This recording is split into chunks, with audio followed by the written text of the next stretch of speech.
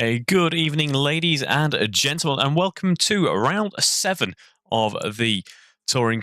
Sorry, not the touring car. We'll try it again. The 2025 Alfa Racing League's Formula Alpha Championship for 2025. Of course, can't believe we are over halfway in this championship as well as our touring car action just a week ago. Just under 3 minutes to go in this session. We're here at Suzuka, of course, for some more racing action.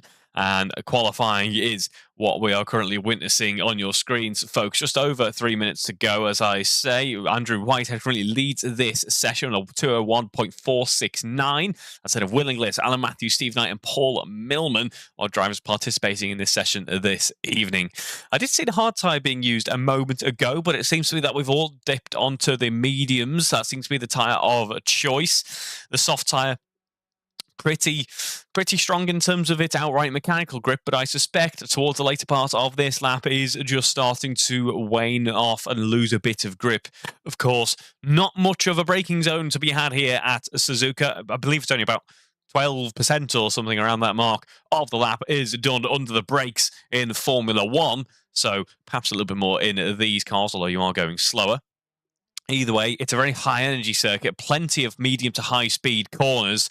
So it's going to really push those tyres and take the absolute most out of them. It's not that new of a surface here. Oh, no, I believe it is quite a new surface, actually. Forgive me there. I think they recently resurfaced this track.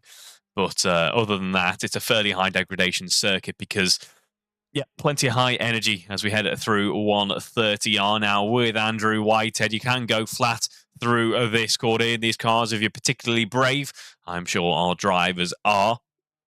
130R, magnificent corner, as I say, really does test your bravery. So we see Andrew Whitehead jump back on to the start-finish straight now and post 2 purple sectors as he goes across the line to go 2-minute 1.170. New fastest lap of the session. He already led the running by 0.4 of a second, but now he leads by over 0.7 of a second, or just under 0.7 of a second, rather. So that is a mighty impressive lap there from Andrew Whitehead as Will Inglis tries to get that a little bit closer. I believe may have just gone off, though. He has indeed just gone off there and now sees himself spinning around and has to rejoin the circuit. And that is a shame because that was right at the end of the lap as well. That was a good one by the looks of things. He has purple best sector there. Sorry, not purple best, personal best. I've apparently lost the ability to speak so far this evening. We're going to go on board with Steve Knight, though, as he heads round to the Denia, and then we go back up towards the hairpin.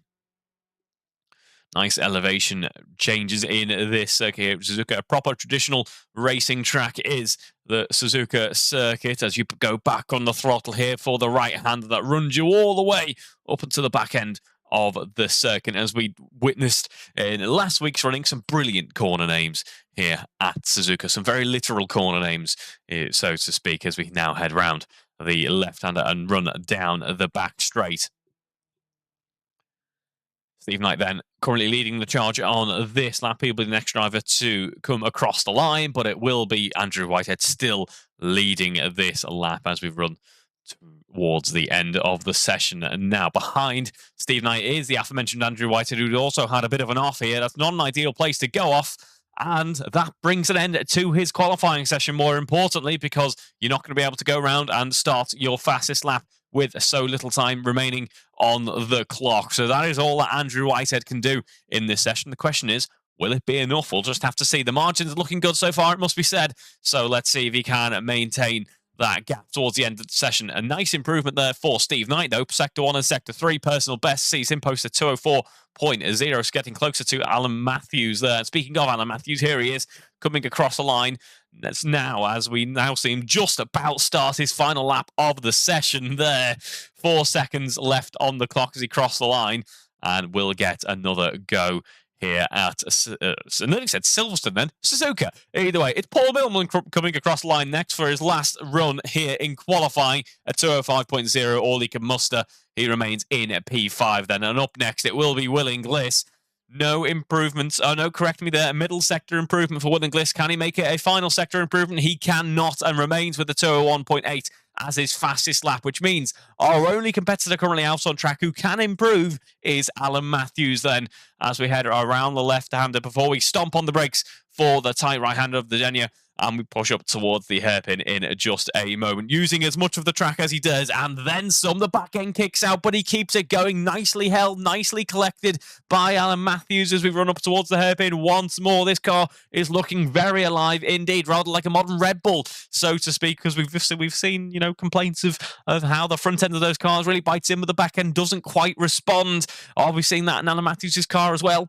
We're seeing that in my road car at the moment, my Bavarian road car, which I've done all the front suspension on, made it rather nice, and kind of forgot about the back. And now I'm having issues of the front end biting, but the back end rather giving up. Either way, Alan Matthews heads round the tight left-hander. Well, it's not so tight. It's just very fast indeed. Correct me, I'm wrong there. Willingless is going to be able to go out for another run here in qualifying by the looks of things. I know he's got a checkered flag next to his name, but he is on track posting valid sectors here as well, and they are fast. They are purple sectors. So we're going to have a look at Willingless once Alan Matthews has brought an end to his session. I'll be very intrigued to see if Willingless will have his time counted. For his sake, I hope he does, because it's looking good, as it is looking good for Alan Matthews as well. We head through the Casio chicane, and now Sector 1 is personal best. Sector 2 losing out a bit, but what can Alan Matthews do as we head round one last corner and cross the line in just a moment? It's a 2:03.0, so that is an improvement for Alan Matthews, but it's not quite enough to push on towards Willingless. And speaking of Willingless, here he is heading round 130R for one last attempt here in qualifying. We stomp on the brakes for the Casio chicane. A quick right, followed by a quick left, and one last jab of the throttle before we come across the line for one last time in qualifying. Medium tyres for Willingless, a 2:02.1. His previous lap, it's a 2:01.5. A nice improvement there for Willingless, looking very strong through Sector 1, a purple Sector 1, in fact, but losing out through the end of the lap. So that means it's Andrew Whitehead on pole, Willingless P2. That's our front row. Then we have Alan Matthews, Steve Knight, and Paul Millman, our drivers who will be starting race 1 in just a few minutes. So don't go anywhere.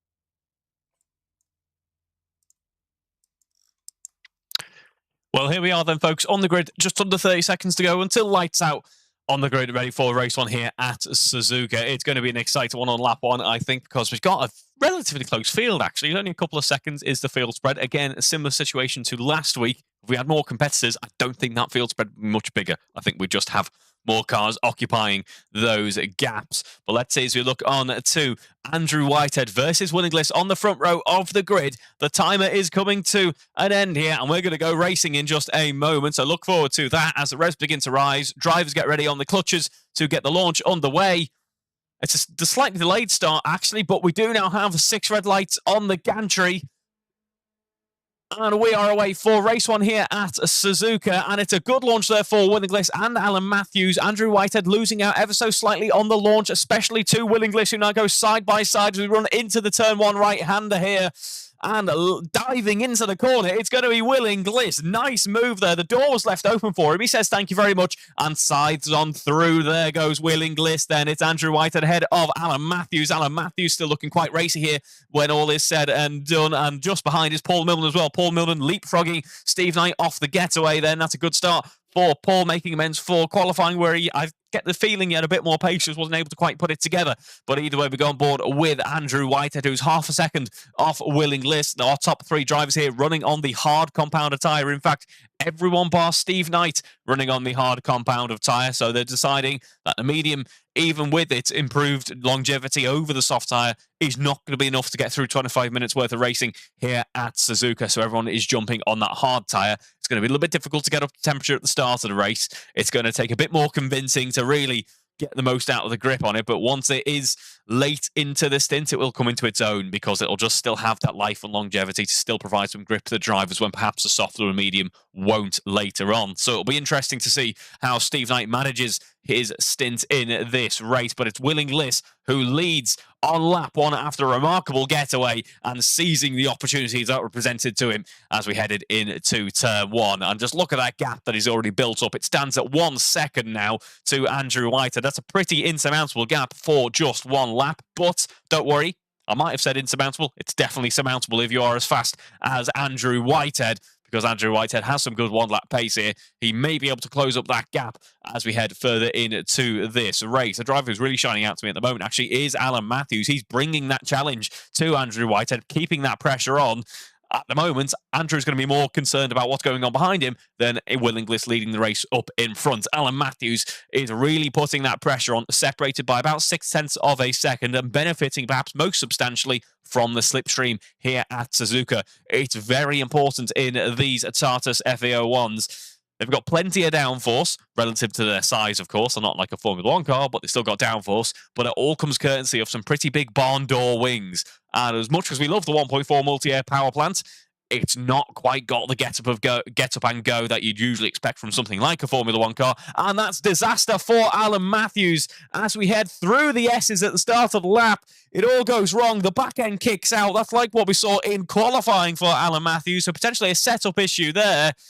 And the charge that Alan was bringing to Andrew Whitehead comes to a very premature end there, doesn't it? As we go back on board with Willingless, he's maintaining a gap here. He's not extending it, but he's also not depleting it. He's just maintaining that nice margin. And Andrew Whitehead is going to be able to size up his opponent here now. He's going to start to learn, what is Willingless doing through some of these corners? Where can I improve upon him in terms of time? Where am I losing out on some time? What are my pain points on the lap? And Andrew's going to be able to potentially close up to Willingless. You'd have to say, at the moment, just in terms of the mental game, Andrew Whitehead has the advantage here. He might not have control of the race, but he can certainly try and control his opponent as we head down the back straight now. That gap now stands at 1.2 seconds, so it has shrunk now that Andrew no longer has the threat of Alan Matthews from behind. And I suspect Andrew might be beginning to mount a charge against Willingless, our race leader here, as we head on to our next lap in just a moment, because the purple sectors are flying in for Andrew Whitehead. Must be said that Willingless also posting purple sectors, but Andrew Whitehead, personal best in Sector 1, improvement in Sector 2 with a purple. What's he going to do in Sector 3 here as the gap now shrinks rather to less than 1 second? It now stands at 9/10. We cross the line. It's another purple sector for Andrew Whitehead. And a look at the speed that Andrew Whitehead now has over Will Inglis on that last lap. It was only a 10th, actually a little bit closer than I expected between the two drivers there, so it's looking very close in terms of margins indeed. Just a reminder, of course, we saw 2-minute ones for our pole time in qualifying, and that pole battle was between these two drivers that we're on board with here. It's all just going to come down to who manages the race the best now. 1.3 seconds is the margin, but we are very much under threat of a great battle for the lead here.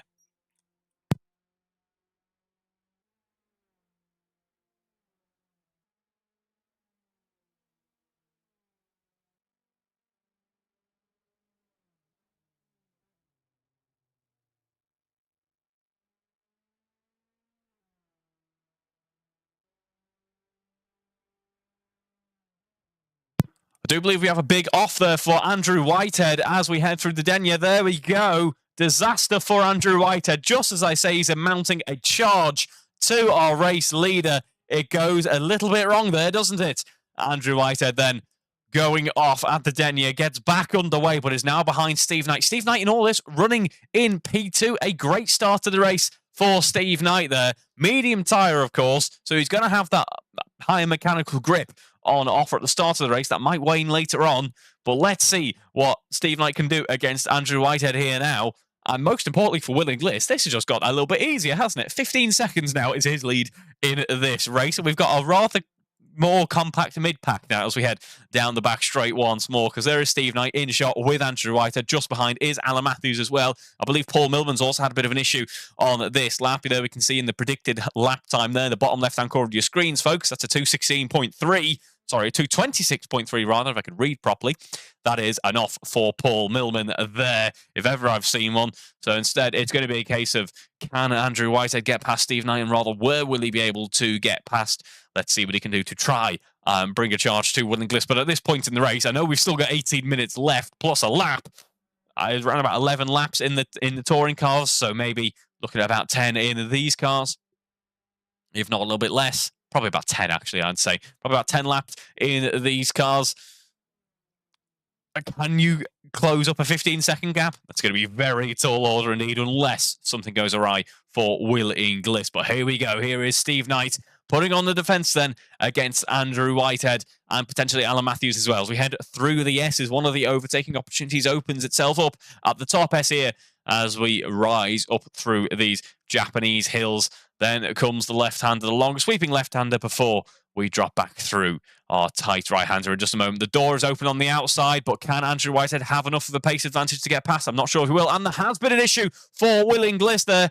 In all of this action, there is Will Inglis, our race leader, and now we've got a 4-car battle for the lead of the race. Where has this come from? Well, Will Inglis has had an off. He's had another off as well on the exit of the Denia. Just what I was saying, it's going to be impossible for Andrew Whitehead to close up this gap.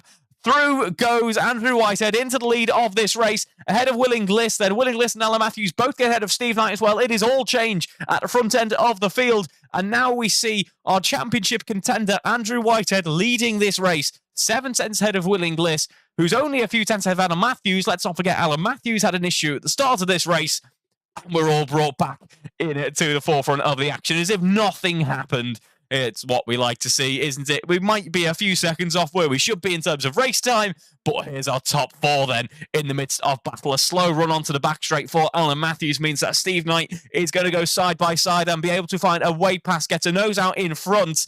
But will he be able to stay brave enough to keep the throttle down rather through 130R? He does. Nicely executed overtake there by Steve Knight, who makes his way up to third, but quick on the response. It will be Alan Matthews who sees his opportunity, opens up the inside, does Steve Knight. Through goes Alan Matthews, late on the brakes, and back into third for Alan Matthews. Can Steve Knight respond, though? He's looking quite confident at the moment on those medium tyres. Either way, at the front end of the field, it's still it's not Alan Matthews, rather. It's Andrew Whitehead, 1.3 seconds ahead of Will Inglis, who's now getting around about 1 second ahead of Alan Matthews. And our battle for the lead, once again, returns to the forefront.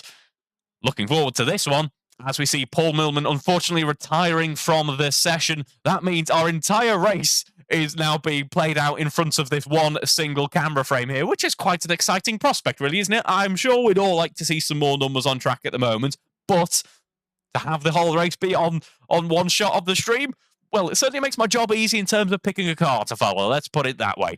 Either way, Andrew Whitehead leads by 1 second from Will Inglis, who leads by around about a second from Alan Matthews, who's about a second ahead of Steve Knight.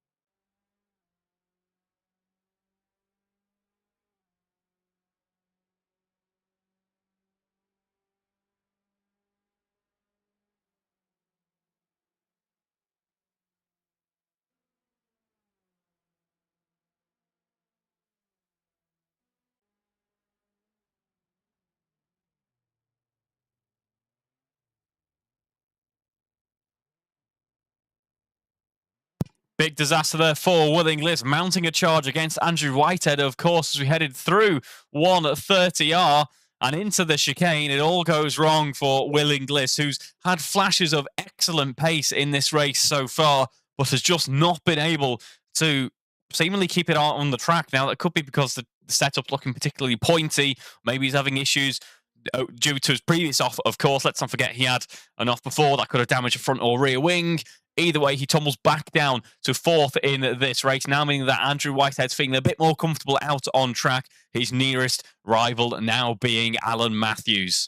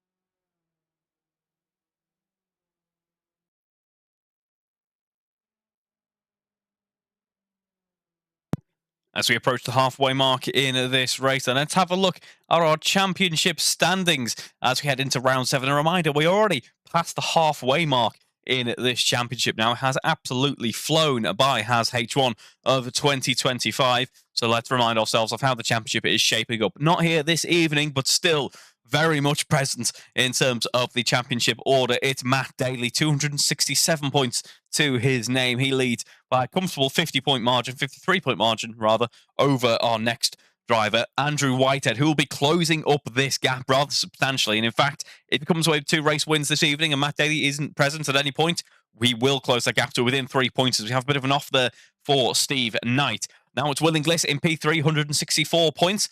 He'll be able to draw a few points from this evening as well. And that's one thing that these evenings, as I mentioned actually last week, one thing that these evenings do when we've got fewer drivers is they really do put another spark really in the championship standings, because just when it's all looking like it's going to settle into a bit of a rhythm, everyone's going to you can see how it's going to play out. We have these evenings where we don't have many cars, which means everyone who takes part and comes home is going to hit some massive points. They're going to take home some huge points from both races, and that brings them right back into the midst of the championship order.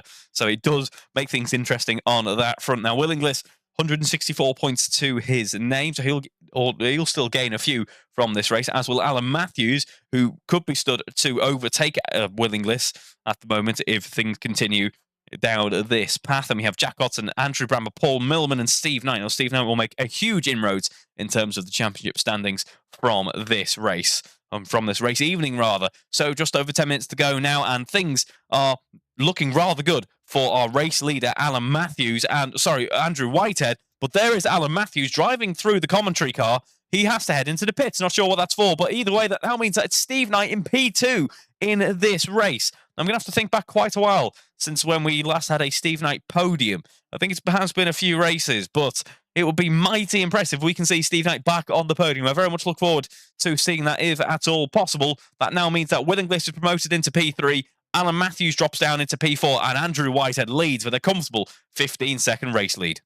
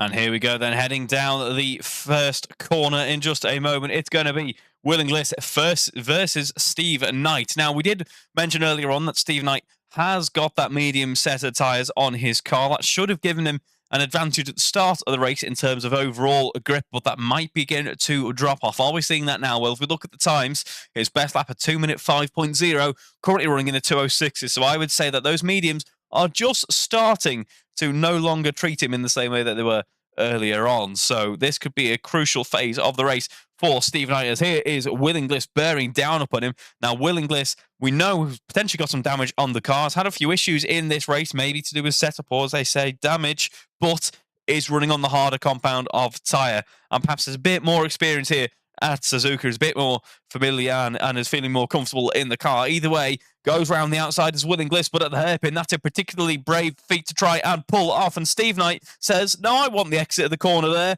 but might have to relent here, because still alongside, not giving up, remaining very brave indeed, it is Will Inglis as we go side by side up towards the top end of the circuit. Nose out in front for Will Inglis, but with the inside still, it's going to be Steve Knight who backs out of it just earlier on the brakes for Steve Knight. Will Inglis says, thank you very much. I'll head round the outside and stay in P2. A wide run there for Steve Knight cements his place in P3 in this race. But well fought between our two drivers there, as we have the ominous onlookers looking over the back straight. Luckily, none of them can focus in quite like they can through Maggott and Beckett's in Silverstone.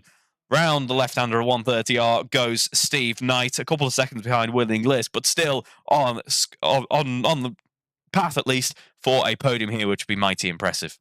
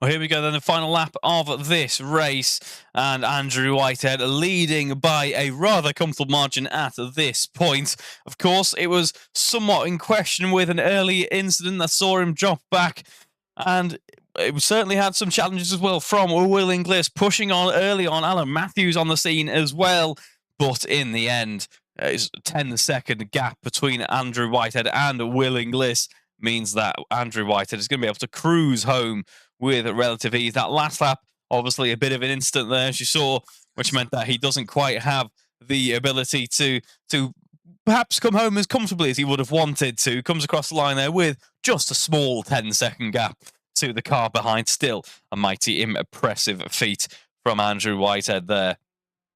And leaders now on the final lap of this race, as we can see him heading up through the hairpin. But don't worry, folks, we get it all to do again in just a few minutes as we get ready for our reverse grid race coming up next. So the order gets changed around. So it will be Alan Matthews and Steve Knight on the front row, be ahead of Will Inglis and Andrew Whitehead. And Andrew Whitehead will be coming one step closer to becoming pretty much level and level with Matt Daly in terms of the championship standings. He gains 25 points. If he wins the next race, which is a tall order, of course, the reverse grid race next, it will be another 25 points, and that pretty much evaporates the margin between our current championship leader and Andrew Whitehead. Andrew has looked pretty strong upon his return, it must be said. He obviously had a bit of a breakout from racing, returns, and is looking to be back on fine form, which is very nice stuff to see indeed. As he heads round the Casio chicane then for one last time. He dominated in qualifying. You can't say he absolutely dominated in race one, but he certainly put on a good show. So as he heads around the final corner, he weaves in celebration. It's Andrew Whitehead who takes race one victory. Well done for the victory, Andrew. But not to be missed out on at all, it's Will Inglis who comes home in a P2 then. And then actually, we've got a bit of a close battle brewing up here as we head through 130R. It's Steve Knight still running in P3, in with a shout of the podium. And just behind it, Alan Matthews as well. One more corner, or rather two more technically to negotiate, but one that really matters as we head through the Casio chicane, round the right-hander once more. It will be Steve Knight who heads on to the start-finish straight and takes P3, a podium for Steve Knight there. That will help him massively in the championship standings, and that is a mighty nice thing to see indeed. Steve Knight returning to the podium ahead of Alan Matthews, who comes home in a P4. I think we've just missed on some Will Inglis end-of-race donutting there. We might catch one or two more, potentially. No, I don't think we will. I think all of our drivers are going to bring their cars now back towards the pit lane as we get ready for race two, the reverse grid race, coming up in just a few minutes.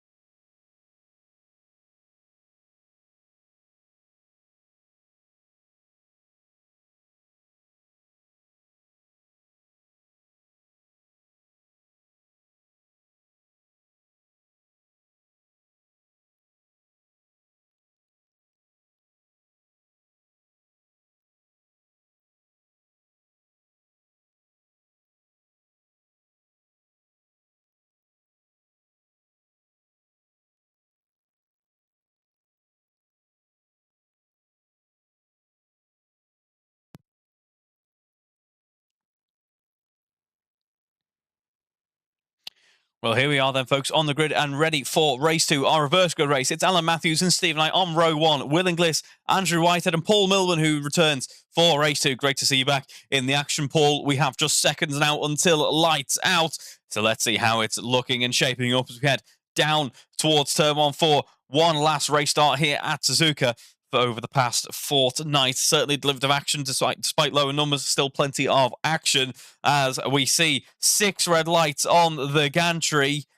We are away for race 2 here at Suzuka. It's a good start there for Alan Matthews and Andrew Whitehead. Andrew Whitehead in particular looking like he got away very well indeed, but under pressure from Paul Millman actually as we run into the first corner. I think Steve Knight losing out a couple of positions there. He does indeed. Alan Matthews still maintains the race lead. A bit slow on the exit of turn 1, and that brings Will Inglis right into the mix here now as we head up towards our first S's. All drivers making it through, all looking clean as we start. Lap 1 looking good so far.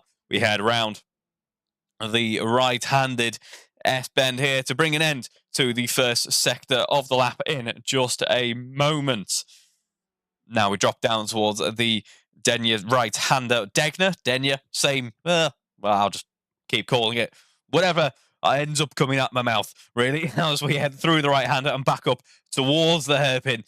We see Will Inglis putting the pressure on Alan Matthews. Now had a great run through the right-hander, did Will Inglis. Is going to have the outside. We've seen this move attempted. It's particularly brave. Is it too deep on the brakes with a large tank of fuel on board the car? I think it is. There's a lot more load in the cars now. There's plenty of weight there. Difficult to get it slowed down, and Will Inglis has to back out of it as Alan Matthews still leads this race, but has a great run up now through towards the top end of the circuit. The long sweeping left-hander. He gets a nose out in front. He gets a car out in front. Does Will Inglis. We head round now with our new race leader there, and in fact, there is Alan Matthews now under pressure from Andrew Whitehead. He does not have the time to mourn the loss of the race lead because Andrew Whitehead's poised for the overtake now as we head down the back straight, backing down the elevation rise and into the start of the race. The racing lap once more. Down 130R, then the left-hander, of course, very high speed, one of the highest speed parts of the circuit before we jump on the brakes for the Casio chicane and through the left-hander. There, just look how close all of our cars are now as we head back onto the start-finish straight. We can see Alan Matthews weaving around to try and find a way past, but he just can't quite make it work just yet. Andrew Whitehead, of course, is very close as well as we all dart out to go 3 wide. A great shot there of our 3 drivers battling it out, going pretty much wheel to wheel and going far too wheel to wheel for some there. They all come together. Will Inglis carries on. Alan Matthews and Andrew Whitehead are off the circuit. Alan Matthews is able to jump back on and carry on somehow. Well held there, Alan Matthews, but disaster for Andrew Whitehead, who goes off and into the gravel trap. He is back underway, but continues on in P5, losing out many seconds there in the process. He has all the work to do now. This reverse grid race has just reversed itself once more for our race 1 victor. We go back aboard then with Will Inglis, who now leads by 2.5 seconds. Alan Matthews running in P2 with Steve Knight for company. He's in P3 is Steve Knight. Can he replicate his feat from race 1 of jumping back onto the podium? Well, it just got a bit easier because Alan Matthews having a big off on the exit of the right-hander. Continues on up towards the hairpin, but is looking very out of shape indeed. Through goes Paul Millman, and it's Alan Matthews in P4. And now our battle, which we thought could well be for the lead of the race, is going to happen all the way down in P4. Potentially it could be for P3 here, as Paul Millman, who we didn't get to see finishing race 1, now has his hands on the podium spots, potentially a couple of seconds down on Steve Knight as well. This is looking to be a great weekend for Steve Knight's championship in terms of the points he will be taking away from potentially scoring 2 podiums here. Let's see if he can maintain that through to the end of the race. In terms of tyre compounds, everyone opting for the hard compound tyre now. Steve Knight was the only odd one out on the medium last time around. He's now jumped onto the hard, same as everyone else, which is to be expected at this phase of the weekend. Alan Matthews then has all of his work cut out for him. He was hoping to try and find a way past Paul Millman, but here is Andrew Whitehead instead, who now we head down towards the Casio chicane once more. A right followed by a left before we jump back onto the throttle to start the next lap of the race. And it's Alan Matthews into the pits, and there's a very good clue as to why, folks. That front wing is barely attached. The rear wing not looking too good either.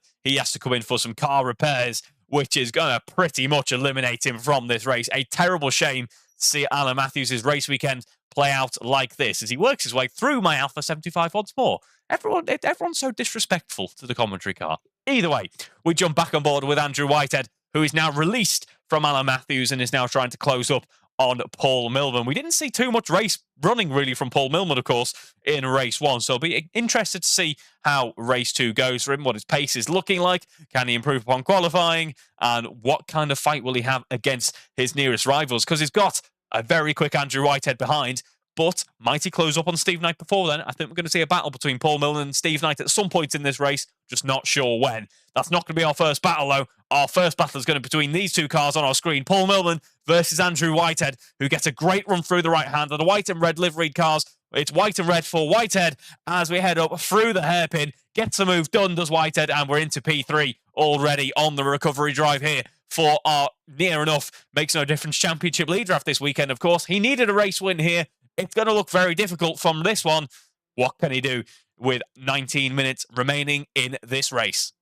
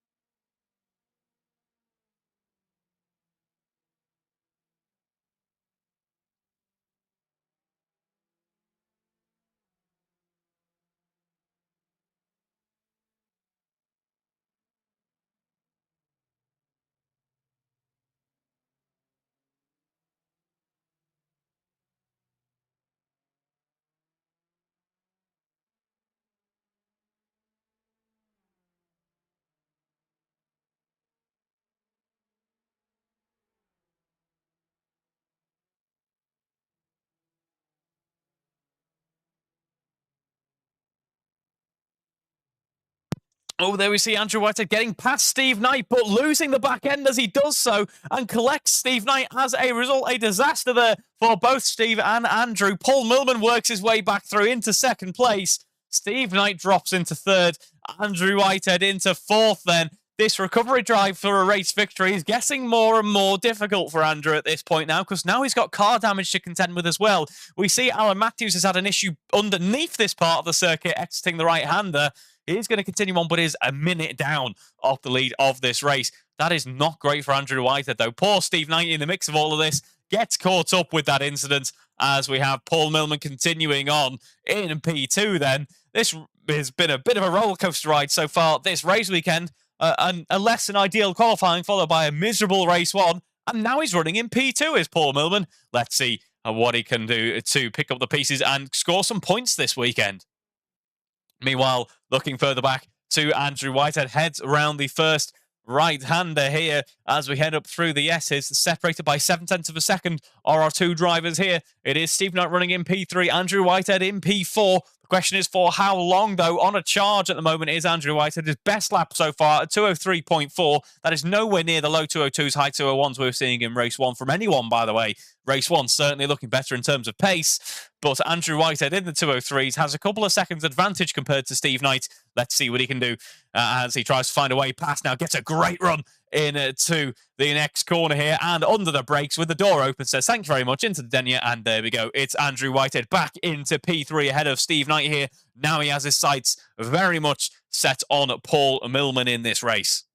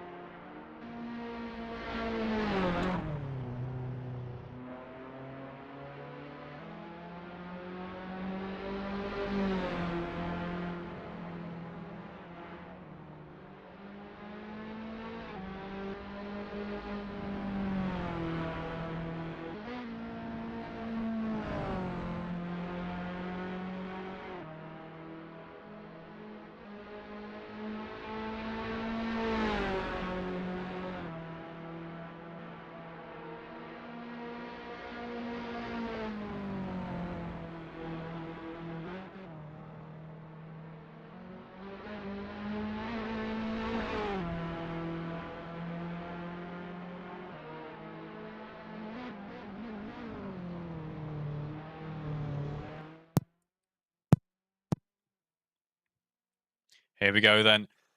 Andrew Whitehead ahead of Paul Millman, ahead of Steve Knight and Alan Matthews, still with a deficit to the rest of the pack. Just under 7 minutes to go in this race. So let's see how the championship is shaping up after race 1 is all over.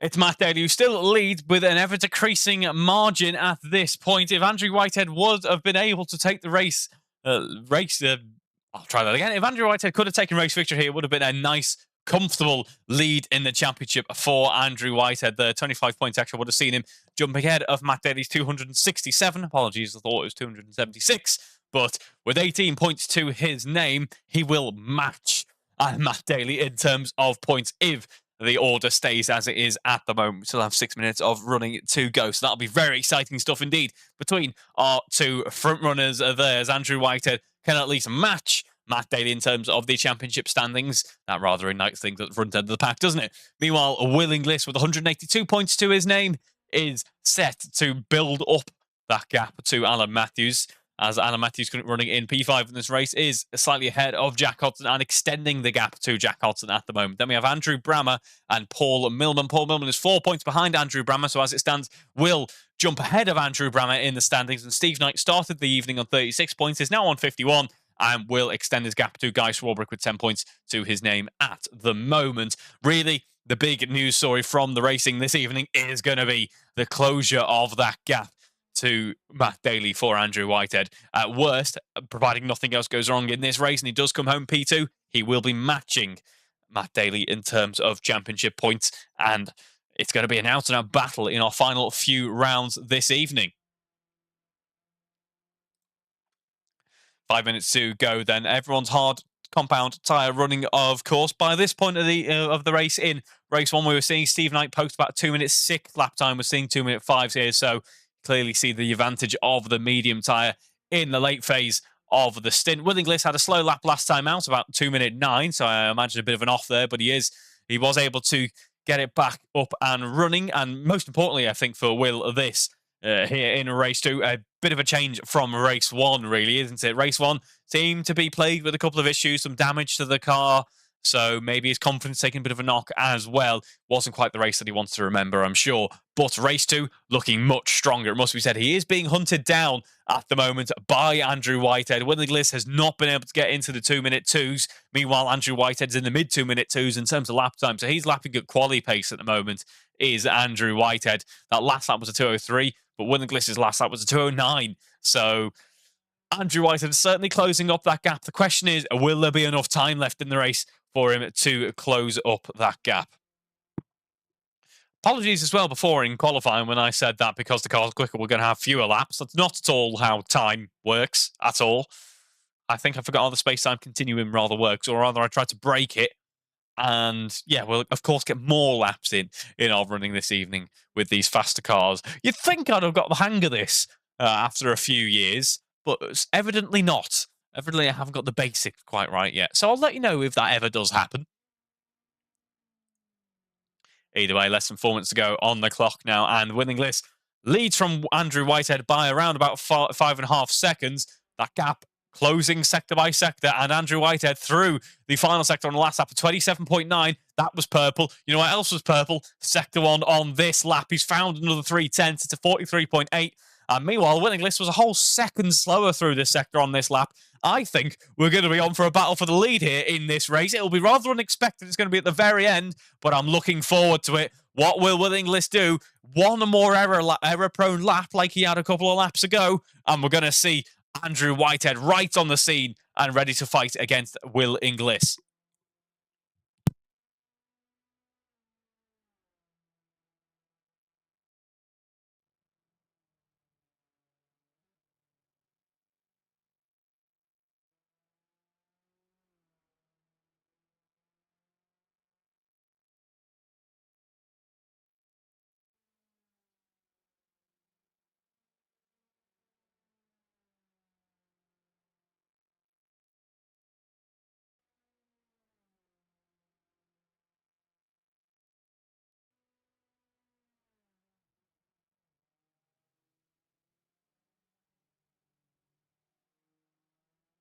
The ever-shrinking gap shrinks ever more as we head towards the final corner now. It's another purple sector for Andrew Whitehead at 50.2. As he crosses the line, it's not purple, but it's still very strong indeed. That is the new fastest lap of this race. The fastest racing lap, I believe, we might have seen of the evening. I think we had a slightly quicker one in race 1, but Andrew Whitehead on a charge and absolutely flying along. Less than 4 seconds the gap between these two drivers. And most importantly, on that last lap, Will Inglis at 2:04.8, Andrew Whitehead at 2:02.2. If he can maintain this pace, Andrew Whitehead will close up on Will Inglis, and we are going to have a battle for the lead of this race at the dying breaths of the running. Let's hope that we do get that. Mind of the order then, it's Will Inglis who's leading, but under threat from Andrew Whitehead, as Andrew is on that charge, as we mentioned. Paul Millman running in P3 at the moment, a good stark contrast to race 1. Steve Knight not quite on the podium here in race 2, but still will be pleased with the points all from P4. And it's great to have Alan Matthews still keeping fighting in the running. Had that earlier incident, saw him in the pits, which pretty much ruined his race, but he's at least going to continue on and take home the points for the championship, which is what we like to see. 50 seconds left on the clock then, and it's Andrew Whitehead still closing up that gap to Will Inglis.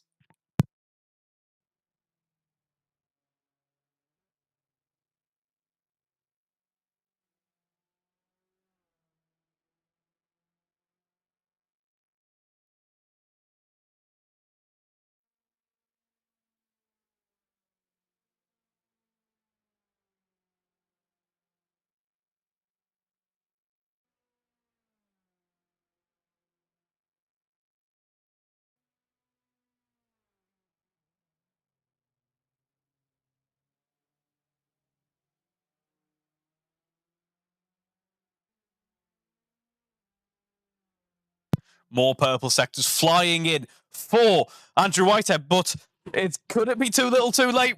The battle's going to come down to the last lap of the race if it is going to happen. We've now started that last lap of the race. Will Inglis still leads by 1.7, making 1.8 seconds as we head through the first corner, but it's Andrew Whitehead with the momentum in his favour at the moment. 2:02.1, a nice previous lap from Andrew Whitehead there. In fact, the new fastest lap of the race once again. He's done an almighty job of keeping the pace in the car for this amount of time. The fuel load getting very low. The hard tyre still giving him that grip that he needs to try and push on. But is he missing out through the S's? I think he is. Will Inglis is just got that bit more, and a run wide for Andrew Whitehead. That spells an end to his charge towards the race victory here. A disaster for Andrew Whitehead. He can still run in P2, but it's very much a question, I think, folks, of what could have been in this race, because that gap was closing down. But maybe a bit of commentator's curse there. I was saying the tyre's still just about alive.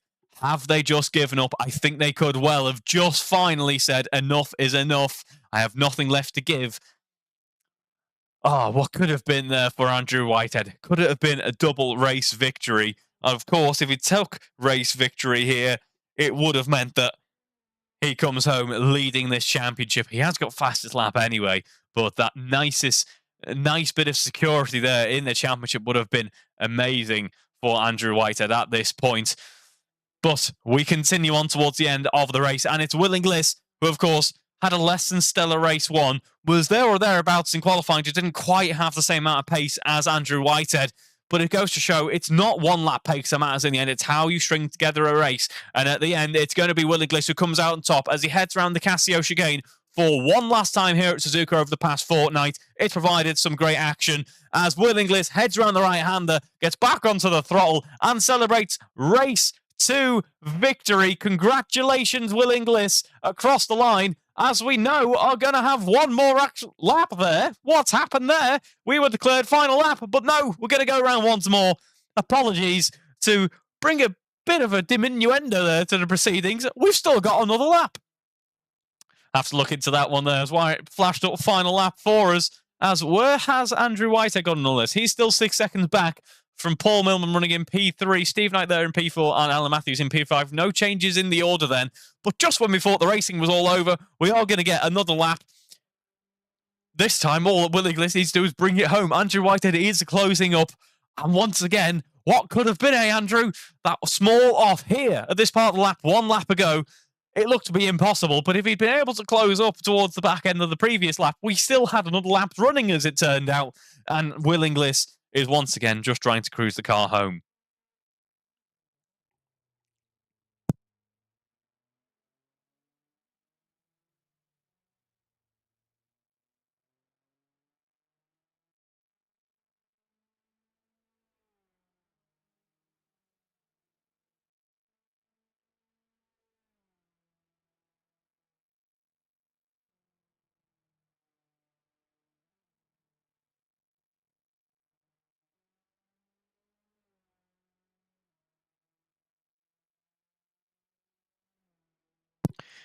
Here we go then.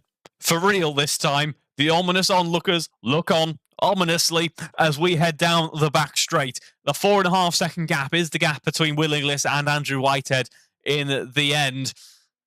And this time, it's looking good for Will Inglis. He heads around 130 off one last time. Definitely this time for the last time. Heads around the Casio chicane.